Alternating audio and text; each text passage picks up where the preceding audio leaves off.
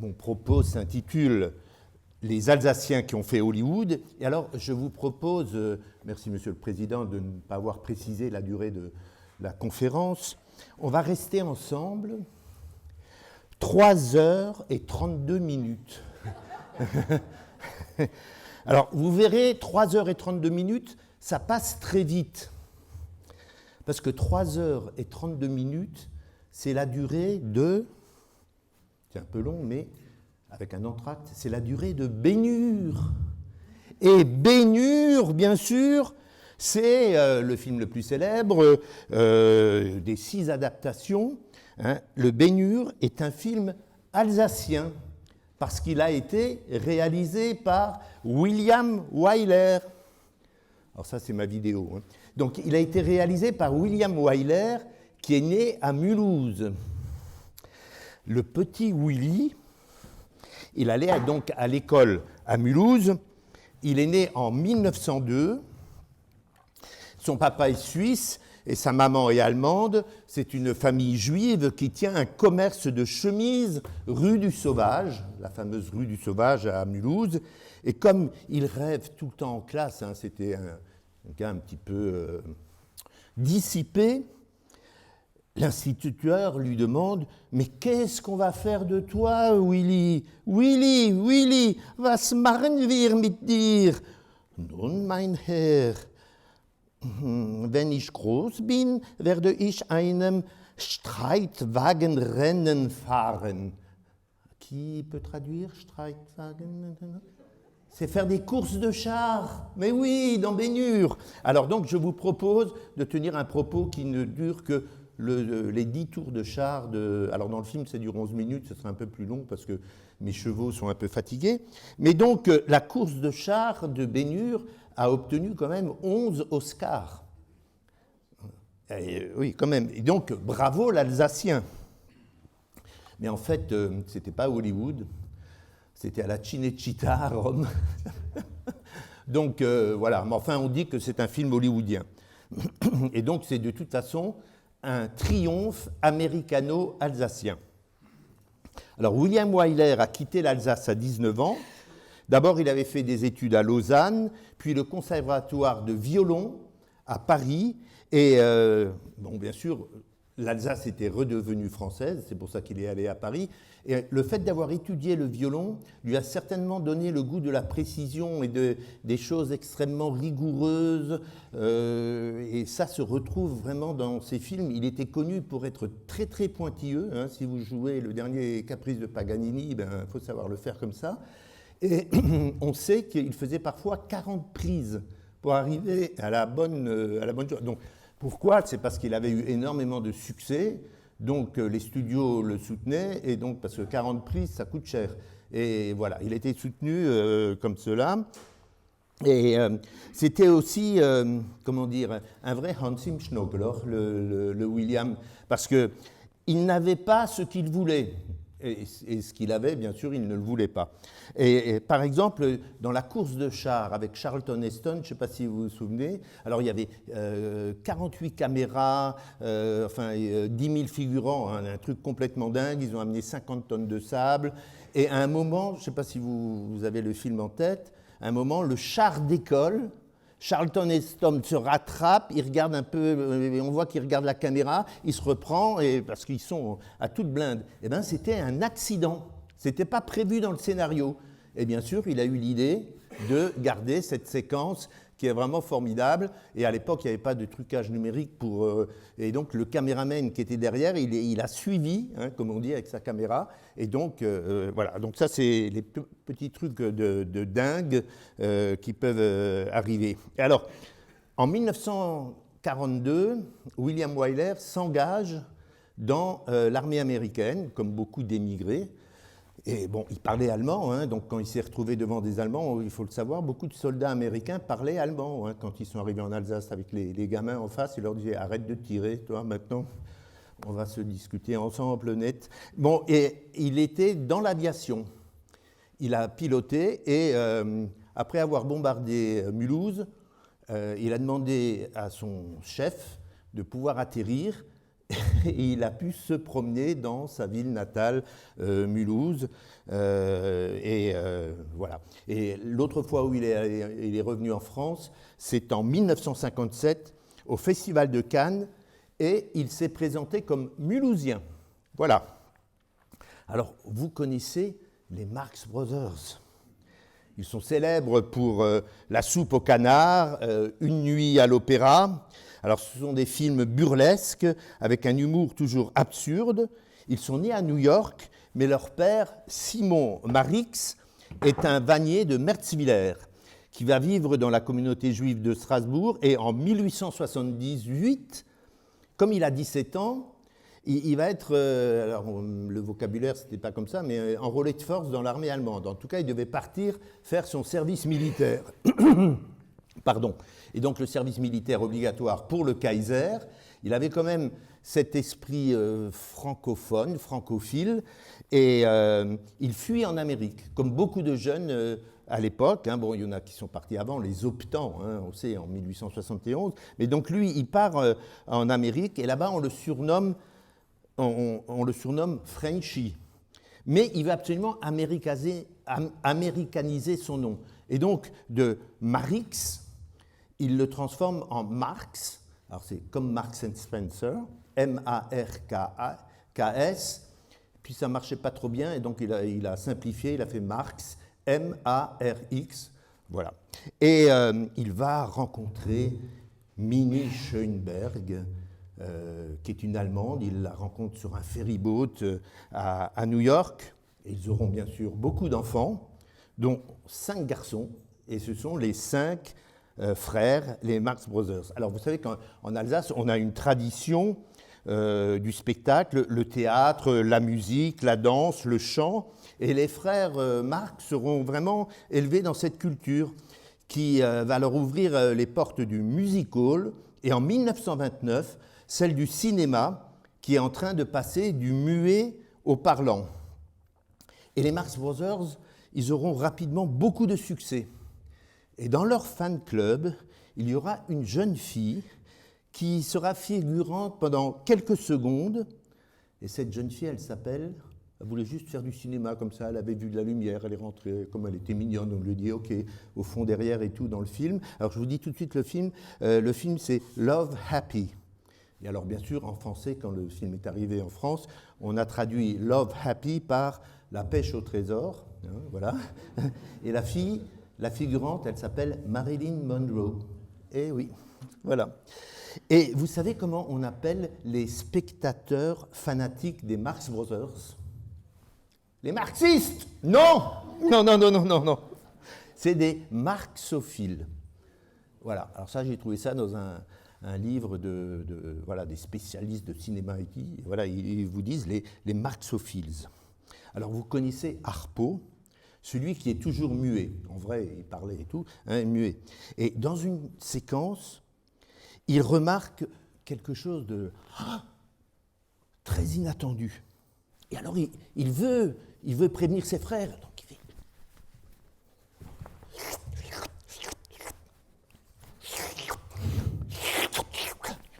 Soupe.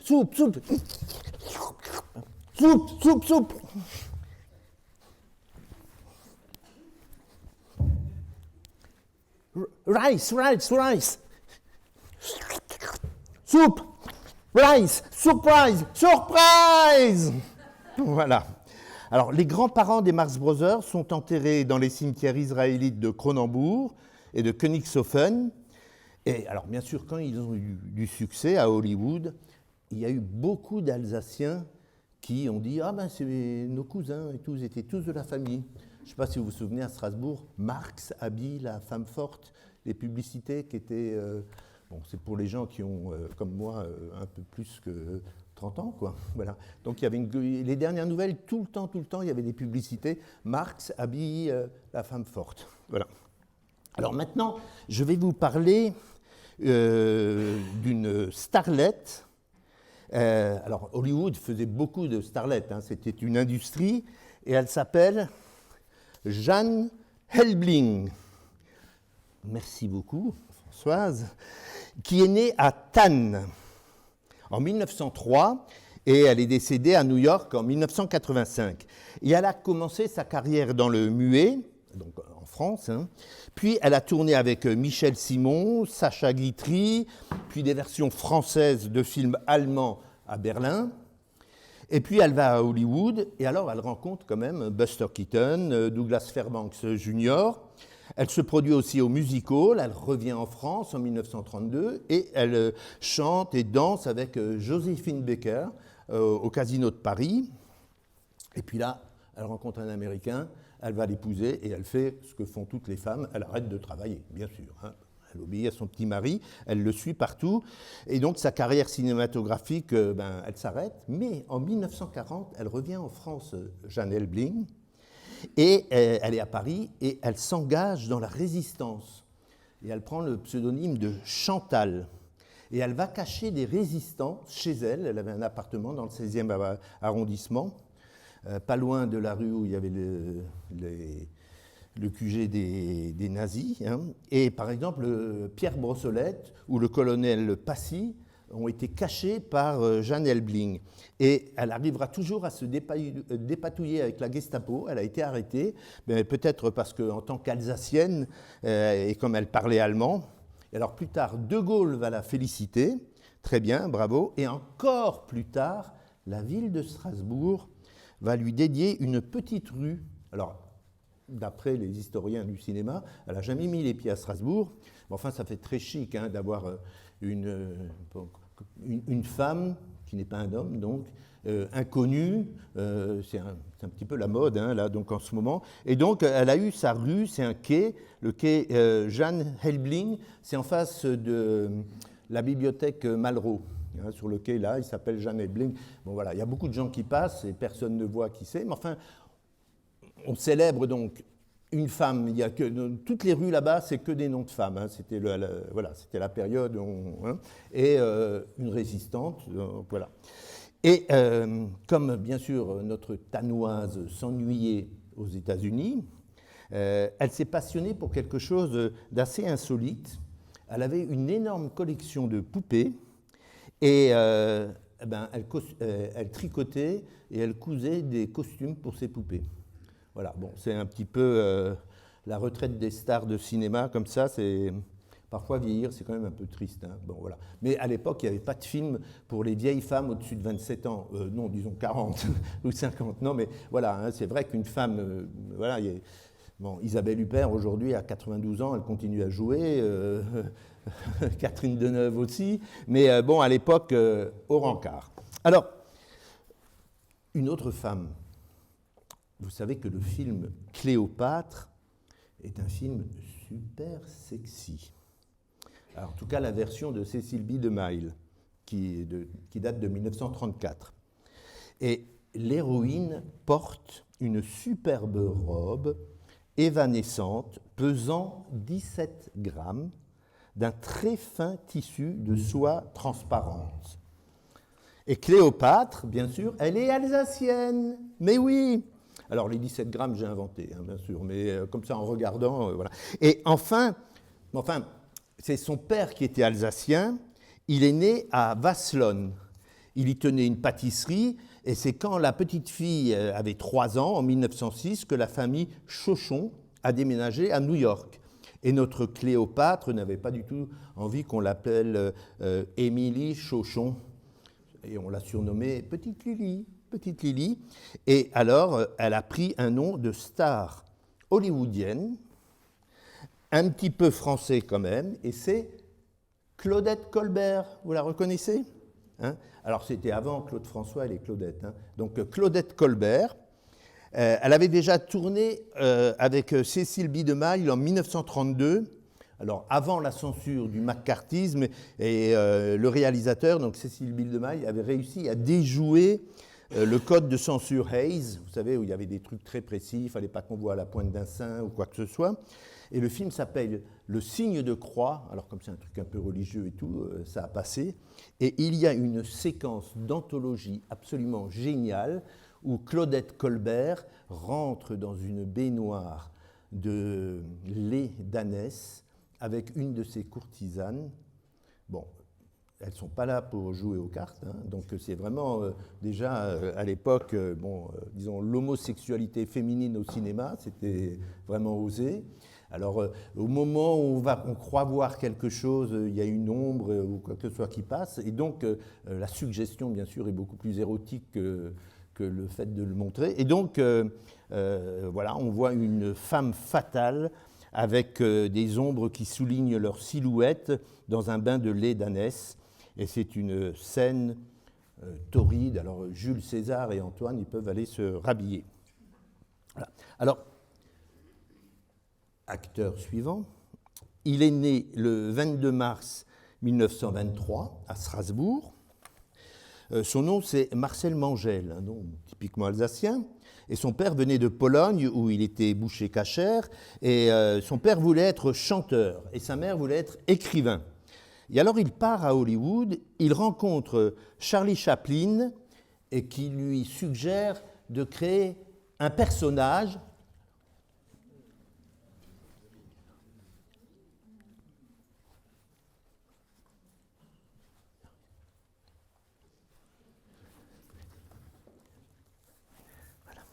Et c'est Germain Muller qui lui a remis un bretzel d'or en 1990. Et son petit nom, c'était Bip aussi. Et il joue, je crois, dans un film, je crois que c'est des Monty Python ou quelqu'un d'autre, où c'est le seul personnage qui parle et il dit non. Une scène d'anthologie, voilà. Je vais vous parler maintenant de Jerry Lewis, le dingue du palace, le zinzin d'Hollywood, un réalisateur qui est adulé en France et méprisé aux États-Unis parce que Jerry Lewis est venu tourner un film à Strasbourg, dans la petite France. C'était en 1983, au mois d'août, et le film, c'est une comédie intitulée « Retenez-moi ou je fais un malheur » de Michel Gérard, avec Michel Blanc et Charlotte de Turckheim. Alors franchement, le scénario de cette comédie franchouillarde est indigne de la subtilité pleine de balourdises rigolotes de Jerry Lewis, qui était adoré par les cahiers du cinéma. Alors, j'ai pu assister à une des journées de tournage, c'était devant l'église Saint-Paul, ils l'ont confondu avec la cathédrale, mais bon voilà, c'était pour FR3 Alsace, et j'ai demandé au très hollywoodien Jerry Lewis pourquoi l'Alsace. Alors d'abord parce qu'il voulait être près de l'Allemagne, parce qu'il ouvrait une Muscular Dystrophy Association, hein, c'est une entreprise caritative, un petit peu partout dans le monde. Il investissait ses cachets dans des choses comme ça. Donc il avait eu un cas dans sa famille et donc il fallait qu'il fasse des films pour financer cela. Il en a fait même 2 en Alsace. La même année, il a tourné un film, le titre, vous allez voir, est absolument génial. « Par où t'es rentré, on t'a pas vu sortir ». Alors, il est aussi venu en France parce que Jacques Lang l'a décoré de la Légion d'honneur. Et sur la photo, bien sûr, on voyait plus Jacques Lang que Jerry Lewis. Et Jerry Lewis, quand même, il a été recruté pour remettre un César d'honneur à qui? À Louis de Funès. Donc, vous voyez, c'est quand même, on le respectait énormément. Et il a même présenté le premier Téléthon en France sur Antenne 2. Et surtout, il a exigé par contrat que les 2 films qu'il a tournés en France, et notamment en Alsace, ne soient jamais diffusés aux États-Unis. Voilà. Alors, je vais conclure avec 4 acteurs qui sont nés en Alsace et qui ont plus ou moins mis les pieds aux États-Unis. Pierre Freinet, Claude Rich, Pio Marmaille et Alex Lutz. Alors, Pierre Freinet, de son vrai nom Laudenbach, est originaire de Nebrisac. Ses grands-parents et ses parents y avaient une épicerie. Il a été un acteur extrêmement connu, notamment dans La Grande Illusion, qui a été tournée en Alsace, au Haut-Königsbourg, par Jean Renoir en 1937. Et pendant l'occupation, Pierre Freinet, il a pris des responsabilités au sein de la Continentale. C'était la compagnie de films qui était gérée par les Allemands, par les nazis. Et après, il a fait 6 semaines de prison. Bon, à la Libération, c'était pas trop cher payé. Et en 1950, comme quoi il avait une espèce de... C'était pas un accident pendant l'occupation. Il a adhéré à l'association des Amis de Robert Brasillac, qui est un écrivain formidable, qui est un historien du cinéma, c'est un spécialiste, mais il était aussi, de façon virulente, pro-nazi, antisémite. Il était rédacteur en chef de Je suis partout. Et c'était aussi un spécialiste de Virgile. Et si vous voulez lire Virgile, c'est formidable. Brasillac, c'est vraiment mais c'était un salaud, quoi. Comme quoi les salauds sont parfois des gens bien, ou non, ou c'est l'inverse, enfin, ou que les gens bien. Bon, mais toujours est-il que De Gaulle a refusé sa grâce. Alors bon, il y a des bouquins, c'est Isorni qui le défendait, mais De Gaulle l'a confondu avec quelqu'un d'autre. Voilà. Enfin, en tout cas, lui, il sera fusillé, mais pas Pierre Freinet. Et alors, les liens de Pierre Freinet avec Hollywood sont assez tenus. Je n'ai trouvé qu'une scène dans L'homme qui en savait trop de Hitchcock. Alors j'espère que ça a été tourné aux États-Unis et non pas en Angleterre, parce qu'autrement là je vous dis une bêtise. Et surtout, il a refusé de tourner dans Le procès d'Orson Welles. Mauvais choix. Claude Rich, alors lui il est né à Strasbourg, alors, il a failli être prêtre, et il disait qu'il était chrétien alsacien. Ça rime. Et à la place d'être prêtre, il a été tonton flingueur, puisqu'il donnait la réplique à Lino Ventura. Il a joué le rôle du général Leclerc dans Paris brûle-t-il. Il est resté catholique très pratiquant, mais il a accepté de jouer le rôle du druide Panoramix dans Astérix et Obélix. Vous voyez, bon, toutes les religions se valent quand on fait du cinéma. Et alors pour Claude Rich, les liens avec les USA, c'est bien sûr les Américains à la Libération, et ce sont les acteurs qu'il avait comme modèle au conservatoire, Cary Grant et James Stewart. Pio Marmaille, alors j'avoue que je ne le connaissais pas avant de préparer cette conférence, il est né lui aussi à Strasbourg, et sa maman était la chef costumière à l'Opéra du Rhin, là juste derrière. Il a rencontré un réalisateur qui s'appelait Besançon. Ils sont là, mais avec un Z, comme Zorro. Donc, Rémy Besançon, qu'il a fait jouer dans Le premier jour du reste de ta vie, puis il a joué Le grand départ avec Eddie Mitchell. Alors, Eddie Mitchell, bien sûr, c'est La dernière séance, donc c'était peut-être le grand départ vers Hollywood. Et alors, le seul lien que j'ai trouvé par rapport à notre thème, c'est que Pio Marmaille a tourné avec Christopher Thompson, qui est né à New York, mais enfin il a fait sa carrière en France puisqu'il est le fils de Daniel Thompson. Alex Lutz, c'est le plus jeune de nos acteurs né à Strasbourg, il a grandi à Limmersheim et il a fait carrière au théâtre et dans des stand-up. Alors stand-up, vous savez, autrefois en français on disait des one-man shows. Voilà. Donc, voilà. Et il a joué dans OSS 117, alors ça ressemble un peu à James Bond, donc ce qui fait un peu anglais, donc ça pourrait faire américain. Bon, j'ai pas trouvé autre chose, mais il a joué aussi le personnage de Jean-Philippe dans un film qui s'appelle Hollywood, donc H-O-2-L-Y-W-O-O.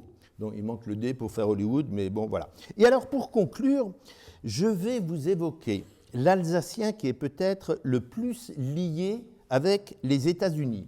Il habite rue de Boston, à l'Esplanade, et son nom est Michel Ciotat, professeur, je parie qu'il y a des gens ici qui l'ont eu comme prof. Il est prof de civilisation américaine à la fac.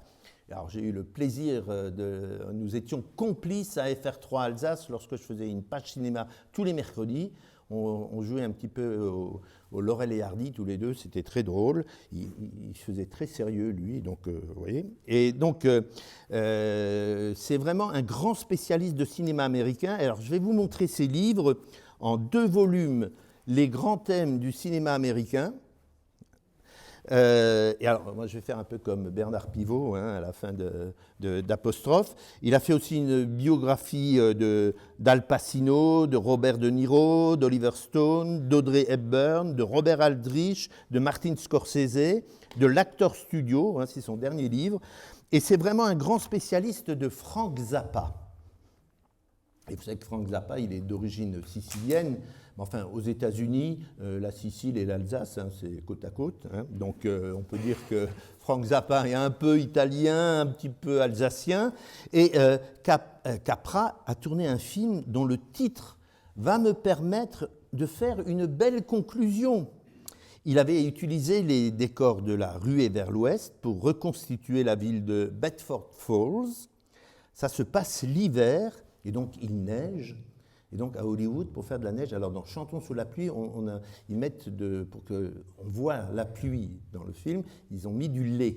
Hein. Donc Gene Kelly, il danse sous du lait. Et là, dans ce film-là, dont je vous dirai le titre, ce sont des cornflakes qu'ils ont peints en blanc et qui tombaient, donc ça tombait, voilà. Et c'est comme ça que la neige tombait. Bon, j'ai lu ça, j'ai écrit ça cette nuit, parce que comme toujours, je procrastine, et donc j'ai écrit ça à la dernière minute. Et on y voit James Stewart, donc ça devrait vous mettre la puce à l'oreille. Alors, il est tellement sympathique, il est généreux et tout, alors au point que le FBI a pensé que le film, c'était un film communiste, parce qu'il y avait un gars qui partageait tout dans ce film. Voilà, donc c'est un film avec un message d'espoir et de gratitude. Il est larmoyant à souhait, il dégouline de bons sentiments. Il est joué tous les Noëls à la télévision américaine. Ce film, qui fait ma petite conclusion, souligne le pouvoir des relations humaines et de la solidarité communautaire. It's a Wonderful Life, qui sont les caractéristiques typiquement alsaciennes. Oui, ce film, c'est La vie est belle. Vive le cinéma, vive la vie par procuration. Hein. Le cinéma, c'est ça. Hein. On s'emmerde avec la vie réelle. On vit par procuration. Vive la vie à 25 images secondes. Je vous remercie. C'était le 10e tour de la course de chars de Bénure. Merci.